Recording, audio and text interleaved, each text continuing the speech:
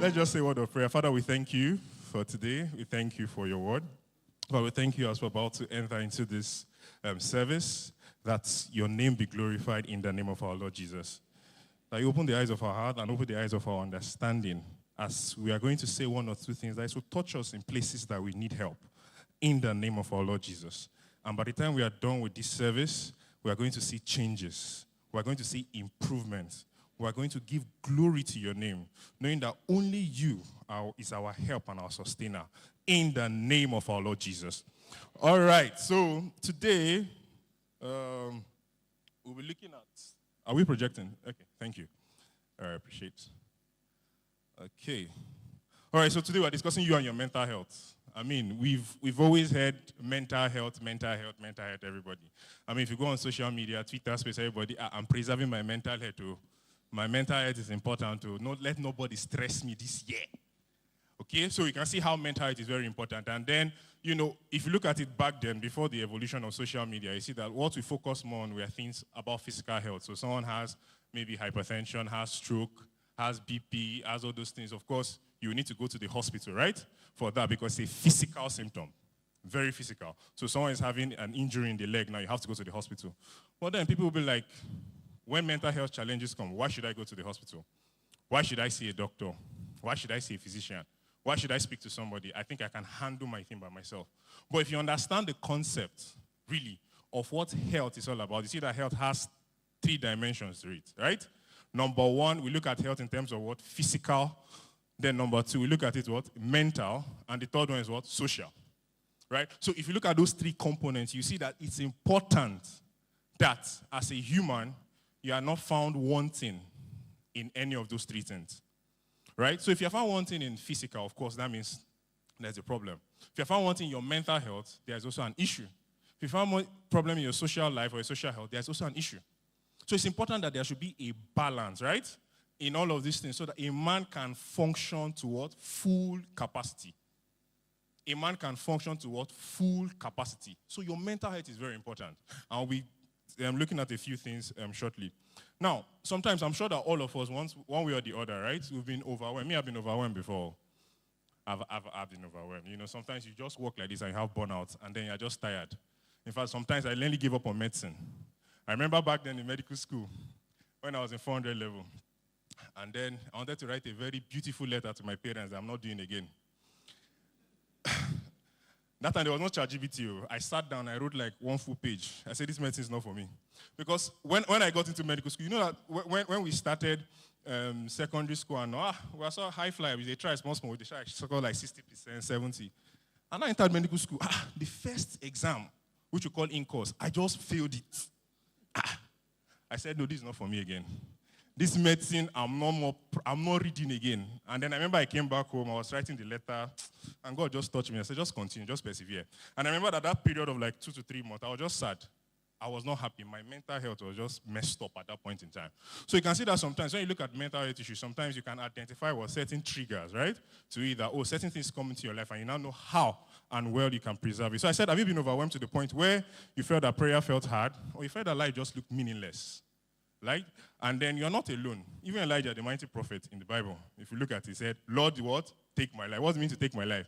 Let me just leave this world. And of course, that's the height of it. That imagine that one is now persistently sad for a while and depressed. You now get to the point where you're not telling your Lord and Savior that, please just take my life. I don't want to even be on this planet Earth. So you can see that in as much that one might be spiritually equipped, or rather thoroughly furnished for God's work, you can see that sometimes there could be deficiency in other parts of life, right? And one of those deficiencies could be mental what? Health deficiencies. And then if you look at 3 John 1 verse, I say, God will for us to be what? 1, what did I say? Physically. 2, mentally. 3, spiritually. That's, if you look at Thessalonians 5, 2 verse 3, God is trying to call us, right? Trying to make sure that as our body, spirit, and soul, everything is intact. And of course, the soul is where all these things, the mind and everything happens. And then whatever, you think in your heart, that's what a man is. Now, if you look at the second part, I was talking about how the mental health works. Now, I said mental health affects, number 1, how we think. So our reasoning is being affected once our mental health shuts down. Number 2, how we feel. You just see that you just be around people, they are just sad, right? They are just irritable. you can't even decipher their emotions. They're emotionally labor. Today you see them very happy by 10 a.m. If you come to check them by 10:20, they're already sad. And what happened? Nothing, I'm fine. So you can see that emotional lability, where you are happy today, you are sad the next moment, is something that one needs to check. And then how you also behave. Your behavior also is a very good pointer to your mental health. You see some people, they just talk excessively, whether you ask them a question or not. They eat too much. In fact, sometimes eating too much can be seen as a sign of mental health disorder. Do you believe? Yeah, so if you see someone eating too much, check them well. Check that person what? Well. I know of a colleague when I was in school. The guy was very high on drugs and all. Every time he's always eating. He'll go for class by 10, by 12, he has gone to buy one very big bowl of Eba. And he will come back always eating and always talking. And then because we were still very new to the mental health world then, we didn't even know what was happening until we now go and say, this guy has some mental health conditions. So you can see that when you look at all these things done in excess, right, you can, one way or the other, be certain that, there could be some mental health, problem. And I want to tell you something.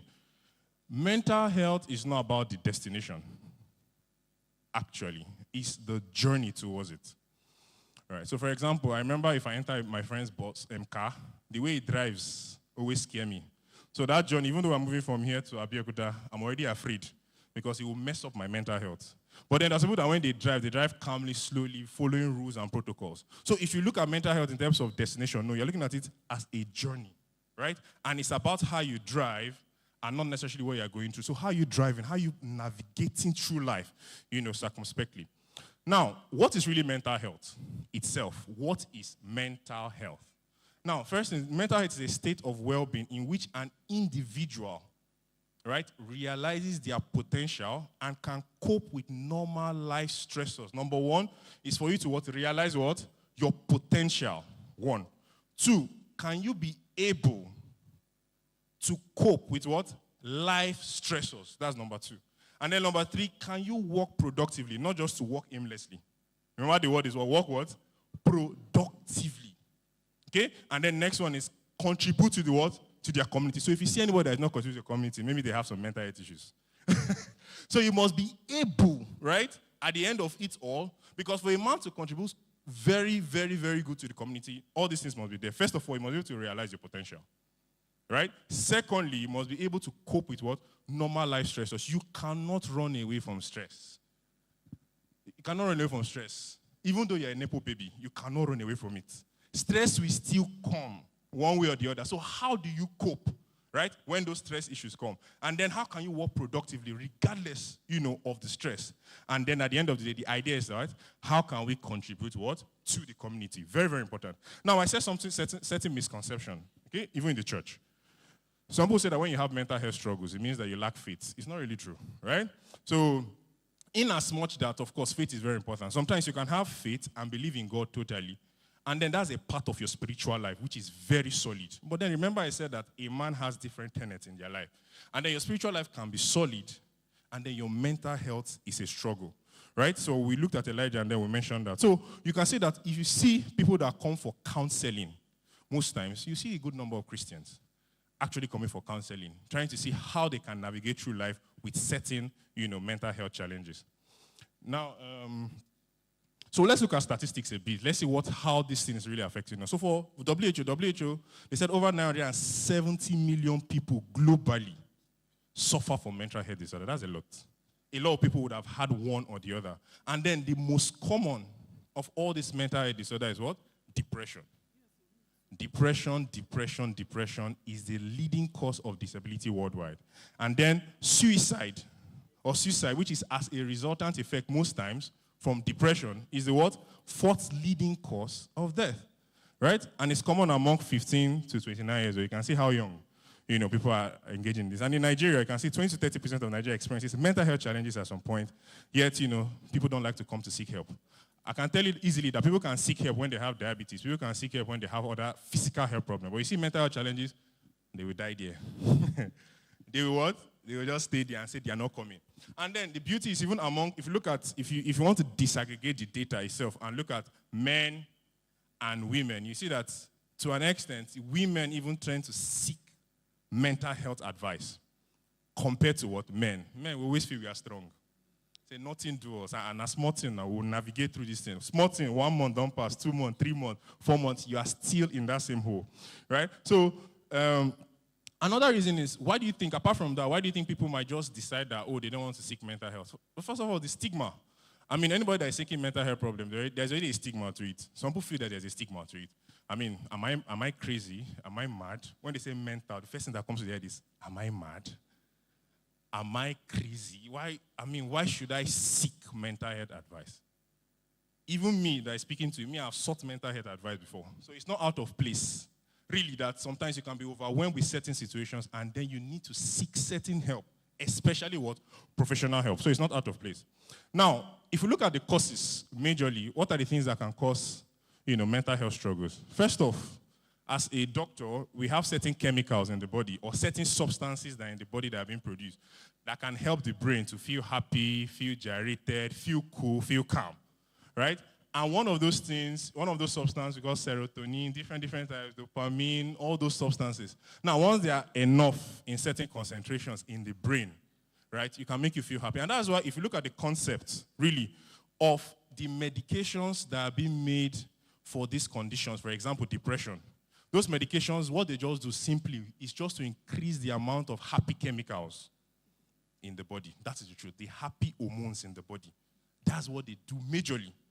That, you take this medication, let's increase the number of chemicals that makes one happy in the body. And that's what most times, usually happen. Then the next thing is psychological. Trauma. It could be issues with childhood trauma. I've seen some people with childhood trauma. They come and then, maybe their father was not present, their father and mother were fighting each other a lot, and they grew up, with that kind of trauma. You can see that it will affect them. One of the things you see, they will have low self-esteem. They are too nice because they don't want to be, seen as very rigid people. They want to just accept anything as it comes. And then, of course, at the end of the day, this thing affects, their mental health. Then abuse, different kind of abuse. Physical abuse, emotional abuse, and all of those things can affect. Then negative thought patterns. Then, of course, another thing we can see again is unemployment. These are social. When there is no employment, you can't expect anyone to be happy, right? No money, nothing, nothing is coming in. And then, of course, you feel sad at the long run. Then poverty, relationship issues. This one. Relationship what? Issues. Just yesterday when I was coming, I went to see one of my guys, and then I just said, let me just go and say hi. And I was talking to this guy for like 30 minutes. I just noticed that he was not responding the way he usually responds. I'm like, bros, what's happening? He said, nothing, I'm fine. I said, just tell me, talk to me. This is a safe space. Just talk to me. By the time he opened up, he said, you get one babe. That babe. That babe. I don't understand. I'm like, so now, babe, they make it. I said, just remove the stressor sometimes and you'll be fine. Have you? So his own issue was babe issues and then relationship issues. And then, in fact, the next thing that even his boss called him when I was with him, and then he has not been going to work for like 2 weeks. Honestly, he has not been going to work. It's not going to work. It's not easy. These things are not easy. They are not very easy, as you see. And of course, the other ones, of course, unforgiveness, isolation from what? Fellowship. The Bible says, do not what? Forsake the what? Gathering of what? Brethren. Very important. And that's why it's not good. One of the things that the devil does when he wants to bring man into depression is what? Isolation. Right? It just pulls you out and just wants you to just be on your own. And then you see that you see no need for coming to church, right? You see no need for going to work. You see no need for coming to midweek service. You see no need for going to your house fellowship and all. Isolation first. And once there's isolation, I can tell you that almost all mental health disorder thrives what? On isolation. They bring you out of isolation and then you're your own. And I can tell you that you just see that at one point in time, your life is just becoming very, very what? Miserable. Now, in those days, there were ancient stressors, for mental health.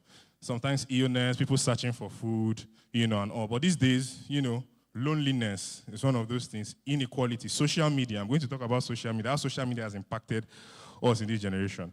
Now, if you look at categories of mental health issues, categories. The first one we're looking at, let's look at children and adolescents. Okay? Children and adolescents from 0 to 18 years. What are the common things that are causing them to have mental health breakdown? Number one, childhood trauma, as I mentioned. Childhood trauma. It's important that if you are going into marriage as a Christian, ensure that your child do not experience this. Honestly, this childhood trauma tends to live with them even onto their adulthood, if not managed properly. Then bullying and cyberbullying. If you go to Twitter space and other things, the way if they bully you like this, you just think about your mental health again. Then peer and academic pressure, social media impact, and of course, at the end of the day, leads to anxiety, depression, and poor academic performance. For young and middle-aged people, mostly unemployment, everybody looking for a job, right? Everybody looking for a source of livelihood, everybody looking for money, and then problems now ensue. Then, of course, relationship and marriage pressure, as I've highlighted earlier, work and study stress. As I told me about myself, I wanted to leave medical school at one point in time. Then burnout, then substance misuse. Substance misuse, very, very important. I'm going to dwell on that very shortly. And of course, for elderly, most times, you have what you call loneliness and isolation. Okay, you have what you call nest syndrome. By the time they leave certain space, their children have gone abroad, they are working somewhere, they are all alone. I can tell you that, cycles of, mental health issues could evolve.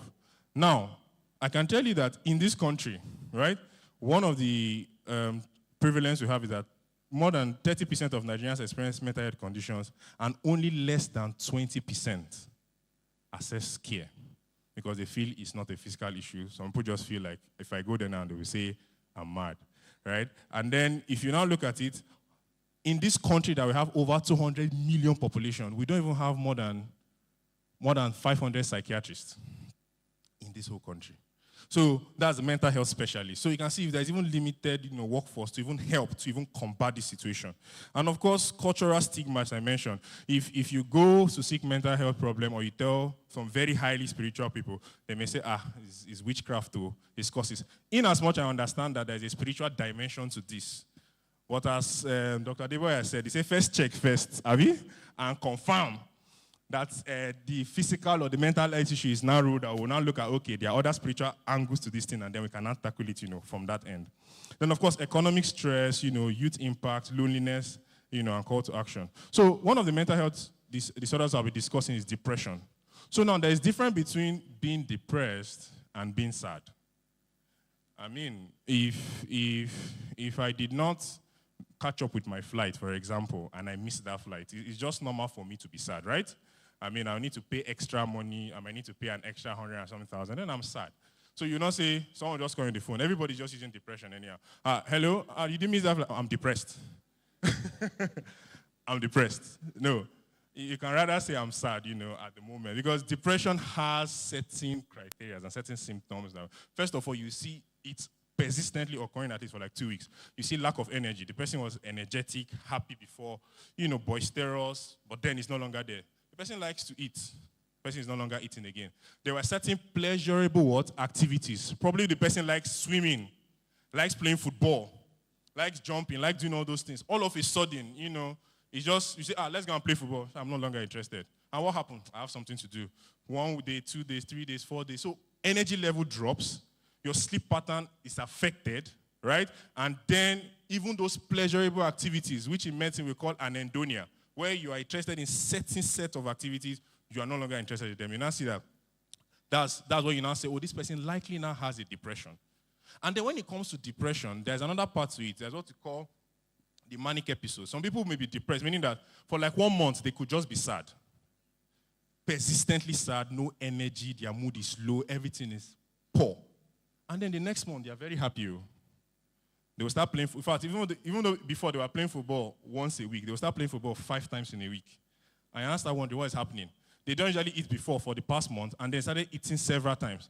They don't usually talk too much as at the month of July. They now came in August, and then they are now start to talk a lot or start talking excessively. They now start looking at conditions like bipolar disorder, right? So bipolar means they are happy, or extremely happy, extremely excited, extremely garrulous, they are speaking a lot, and then at another point in time, they are what? They are sad. Low energy, low mood, nothing. We've seen cases like that a lot. You see someone just sad for a month, the next month, they're not happy. Then anxiety. Anxiety is one of the leading causes of mental health problems.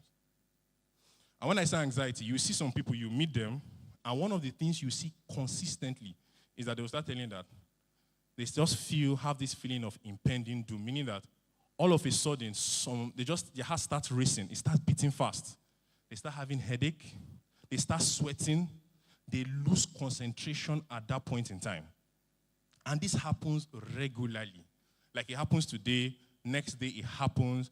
The third day happens. It may skip the fourth day. It might just be fine a bit. It comes again the fifth day, comes again the seventh day, and then it's persistent that way.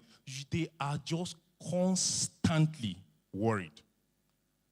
There's nothing wrong to be worried about certain situations, but when you're not constantly worried, that it now leads to certain physical symptoms. You're not having sweating, your heart is beating fast, you cannot control certain situations. Then, of course, you now say there's some level of anxiety. And anxiety has different types. There is panic disorder, right, where someone is just panic. You just, all of a sudden, you're just sitting down somewhere, and the next 20, 30 minutes, your heart is beating. You just lose control. You lose concentration. Anything that anybody is telling you at that point in time, you cannot even listen to it. Right? So that is panic disorder. Some people have what they call post-traumatic stress disorder. For example, a certain event happened, and then even after 1 month. So if it happens, and then within a month, it disappears. We just call that one an acute stress disorder. So that one can happen. But then when it's not lingering more than a month, 2 months, 3 months, by the time you see certain things that triggers that event, you just go into that stressful, activity. So, of course, you can have post-traumatic stress disorder. And then the next one we can have is what we call psychosis. Psychosis, in layman terms, we say is madness more. Have you? Say we don't mad, this person don't mad. You see people on the streets, walking naked. In fact, these days people know they're mad again. They are no more much again as before. Maybe people are taking charge of it. But then, psychosis just means that, or madness, or schizophrenia as it's called, means that those set of people have lost touch with the reality of things. They don't have insight. If you ask them, do you think anything is wrong with them? Naturally, they'll just say they're fine. Right? And then, secondly, they will begin to see things that other people cannot see. They begin to hear things that other people cannot hear. In fact, as you're talking to them, they say, quick, someone is saying something to me. You think it's the Holy Spirit, but by the time you now investigate, you now find out there's another person. In fact, they will even tell you that I can hear 2 people gisting, 2 or 3 more people, third person. People are talking to them. Those are distorted thoughts and distorted reality. In fact, some people will tell you, delusional. They will tell you that they will be saying it with all seriousness, that I am the president of the United States of America. You cannot tell me anything. Honestly, very serious. You cannot tell I am the president. And if you argue with them, you will not come out of it too. So just leave them on their reasoning and try to see how you can bring them out of that, certain reality. And of course, I said, there are rising rate of mental health problems due to economic hardship and all. And suicide, most times tend to be, the order of the day. Then when it comes to substance abuse, there are a lot of people abusing substance.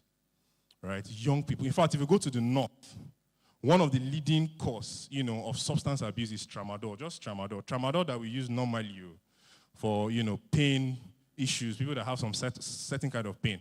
You will see when I was in the north in Kaduna, if you wake up as early as 5, 6 a.m., you see some boys in some corners of some shop mixing different things. And then these are people that will now come down later with what? With mental health problems.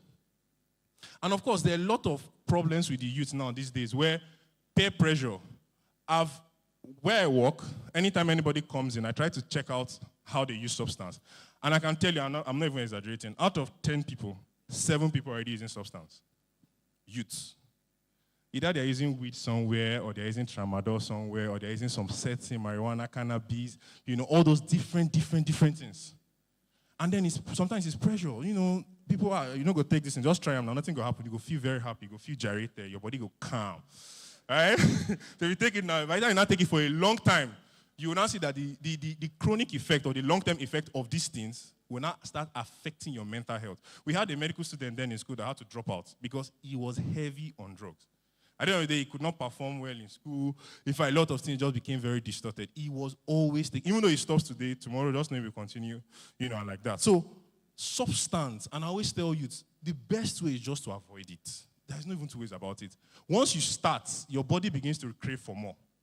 So you take maybe 10 milligram today. Your body now starts getting adjusted to the 10 milligram for like 4 weeks. After 4 weeks, your body will say, come on now. Why did they give me 10 milligram now? Go up. Just give me like 20. Let the effect now come. 20. Okay, let's now take 20. From there, you're going 20, 30. And all these things have bad effects on your brain, your kidney, apart from even the mental health problems it can cause. It can cause physical health challenges. Alcohol, as simple as you see alcohol is. I know someone that I was discussing with. The person said, any alcohol that is 5%, that one alcohol, that one is juice. How will you bring juice for me If we're talking alcohol, let's go from 40%. Then we'll know we've started. I'm serious.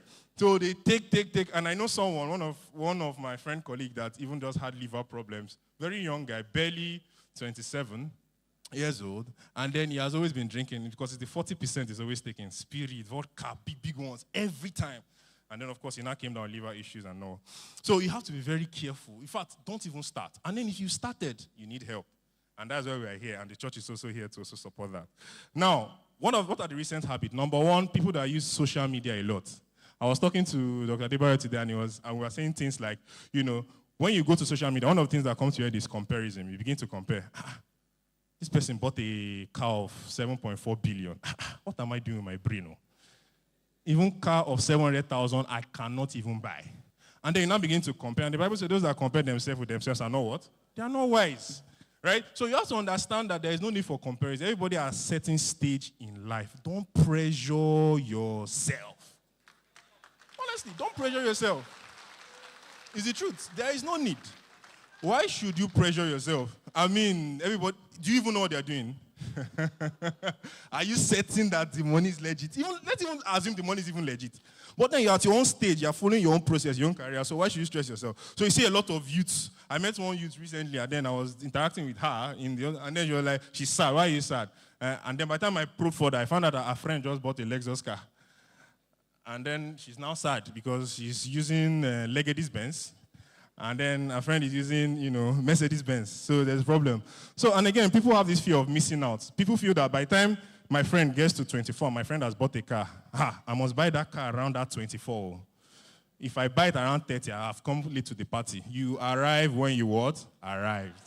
Simple. So don't put pressure. So social media has caused a lot of people. People have low self-esteem. And of course, poor sleeping habits. A lot of people are fall trapped into this one. People don't sleep well. Even me, I sleep up to 7 hours. Once it's 10, I've logged up most times. 10, 11, and then I wake up like 6 or 5. And then we'll still find way to nap, in between. So when I say 7 to 9 hours sleep in a day, I'm not saying it must be a stretch, really. But then, of course, the whole day you're supposed to have adequate rest. Because once you don't rest properly, there'll be a lot of distortion, in your concentration and those chemicals I mentioned. Of course, at the long run of it, you could have some mental health problems. Then sedentary lifestyle. People don't do anything. From their car, when they get to the work, in fact, if there's a way they can carry their leg from the ground and bring them to the lifts, and from lift they go up again, and they go like that. No, that cycle is not good. You should find time to exercise. In fact, the regular exercise is supposed to be at least 30 minutes, 5 times a week. So even though you know that there's a lift, maybe your floor is at the 8th floor, why don't you just walk for like 4 floors at least? And then now enter lift and now go for the remaining 4. And then come down like that. So exercise, very, very important. So sedentary lifestyle is one of those things. Because by the time you exercise, what happens? It releases those happy hormones I mentioned. The happy what? Chemical. The serotonin, the dopamine. And then, of course, your body is happy again. Another thing again is dieting. People don't eat well at all. And then there are certain diets that can actually help, when it comes to mental health issues, which I'm going to discuss. So, of course, if you take things like whole grains, olive oil, fatty fish, salmon, they will help. Fruits and vegetables. A lot of people don't take fruits. Fruit and vegetables have been proven to help, very, very importantly with your mental health. Then, of course, certain anti-inflammatory diet, your ginger, your turmeric, can also help. And, of course, beans, as I mentioned earlier. Then, adequate hydration. Taking a lot of water has also been proven to help with mental health challenges. So I'll be rounding up now. Then there are certain notable Christians, who have experienced mental health challenges. Charles Spurgeon, one of the prince of preachers, at one point in time, he openly spoke about a downcast soul and used his experience to encourage others, in similar struggle. Even your Martin Luther, experienced bouts of anxiety, depression, panic attacks. This thing can happen to anybody, right? Then Mother Teresa, of course, then Rick Warren, of Purpose-Driven Life, spoke about his late son's struggle, right, with mental health issues and advocate for mental health awareness. And of course, Matthew Stanford, the Christian neuroscientist and author, has also experienced his own mental health challenge. So what are the consequences of poor mental health? Number one, physical consequences. As I said, if you don't take care of your mental health, you have what? Physical what? Health issues. If you don't also take care of your physical health, you can also have what? Mental health problems. So they go hand in hand. Then, of course, emotional and cognitive sequences. You see some people By the time you have mental health issues, they cannot think, they cannot maintain proper concentration. They cannot focus again. Their emotion seems, very distorted. And of course, social consequences. You now see that they begin to isolate themselves. Come for family meeting, mba. Come for church program, no. Go there, no. They just want to be on their own. Okay, so those are social consequences. Then spiritual consequences, all right? They will have difficulty in praying, right? They will have difficulty in worshiping God, even to read their Bible. In a whole year, they will just read Genesis chapter 1.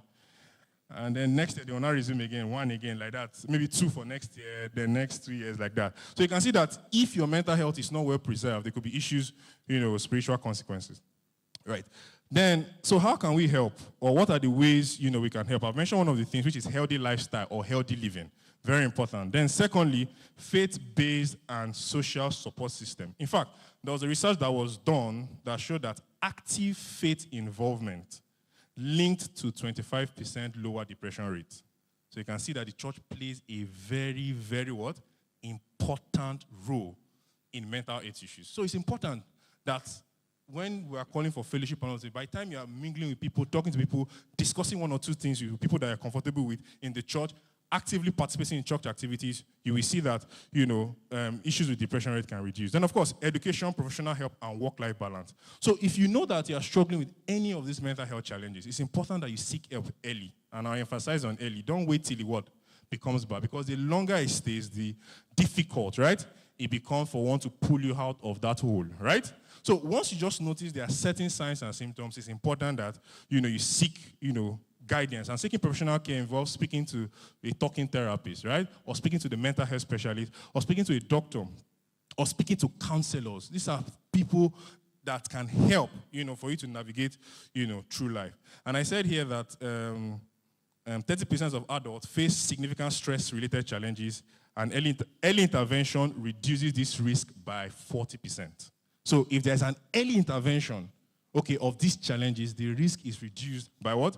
By 40%, which is very, very significant. So what are the warning signs for mental health struggles? Warning problems. Number 1, withdrawal. If you see someone withdrawing constantly, the person does not want to be always in isolation. Those are signs. Then hopelessness. Some people just give up on life. I just tire, I beg. I don't even... Nothing just seems to be very exciting. They are just hopeless. They feel there is nowhere else to go. Then drastic mood changes. They are happy today. They are feeling bad for the next 5 to 6 days. That's not actually a good thing. Those are labor moods, and those can be signs of depression. Suicidal thoughts. I remember one of my friends that he was borrowing money to bet when we were doing internship. And by the time we finished, I don't know how he borrowed money from consultant. I don't even know how he did that. But then at the end of the day, by the time I finished, I now sat down as friends, community of friends, and calculated how much he was owing. This was far back as some years ago. He was owing us at then like 3.5 million. And the guy just went, this kind of depression is express. It's express depression already. And then I remember one time he called me, said, and then we did a video call, and all of a sudden, this guy went to go and buy a rope. I said, what is the rope doing? He said he wants to hang himself. I said, he never reach now. He never reach. No worry, we'll find ways to sort this thing. So you can see that when you start seeing people having suicidal thoughts, they may come as joke, and that become a problem. Then what should you do? Speak up early. If someone expresses suicidal thoughts, listen, don't judge, encourage professional help. Now, one of the things I want to mention is functional depression.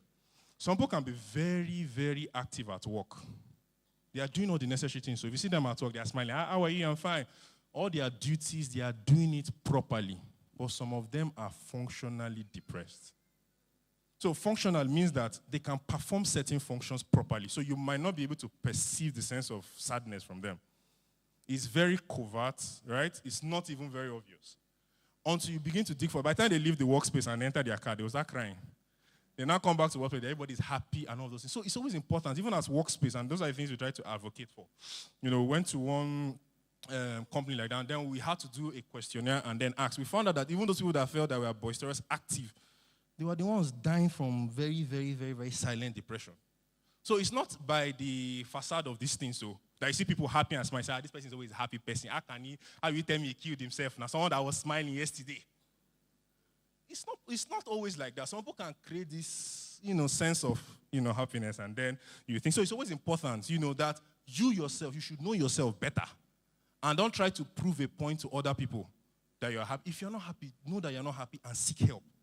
rather than creating an image that does not exist. Okay? So it's very important. So balancing faith and mental health. Faith and medicine are not enemies, as I've said. God uses both prayers and what? And physicians. Very important. Trust God, use his word, okay? And take what? Practical step. If you read Philippians chapter 4, verse 8, let's look at Philippians 4, verse 8 briefly as we round up. Philippians chapter 4 and verse 8. All right. Okay, so you're just talking about things on focus on what is true, right? What is noble, what is right, what is pure, and then what is lovely. And then, of course, Philippians chapter 4, 6 to 7, prayer helps to what? Reduce anxiety and grief. For me, I don't know about you.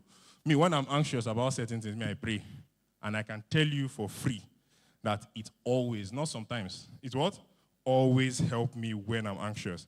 And then, of course, fellowship and godly community, very important. As I said, share your burden with people so that it can help to break what? Isolation. Okay, if you look at Galatians chapter 6 and verse 2. Then forgiveness. Some people have decided in this life that they will not what? Forgive some certain people. Unforgiveness breeds bitterness and stress. You're just stressing yourself. Honestly, you're stressing yourself. Me, I always tell people that I don't have the capacity to hate anybody. Actually, I don't think I have that capacity. I can have the capacity to distance myself from you. But then capacity to hate, because by the time I get to hate 1, 2, 3, a lot of people will just, I'll have this unforgiving spirit for a lot of people, because people have done terrible things. So how many people, if I now count, they're like, 1, 2, about 100, unforgiveness will just sit down at the throne of my heart. And I'll just be that kind of person. No, so you have to be very, very careful. Balance these things and understand that you can still forgive people and still give them distance. And these things help with your mental health.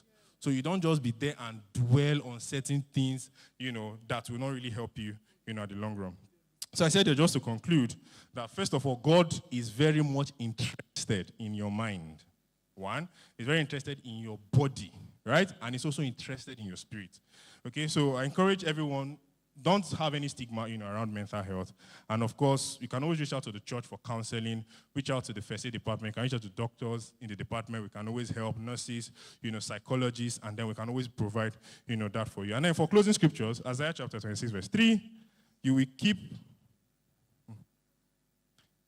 keep in perfect peace those whose minds are steadfast because they trust in you. Thank you all very much.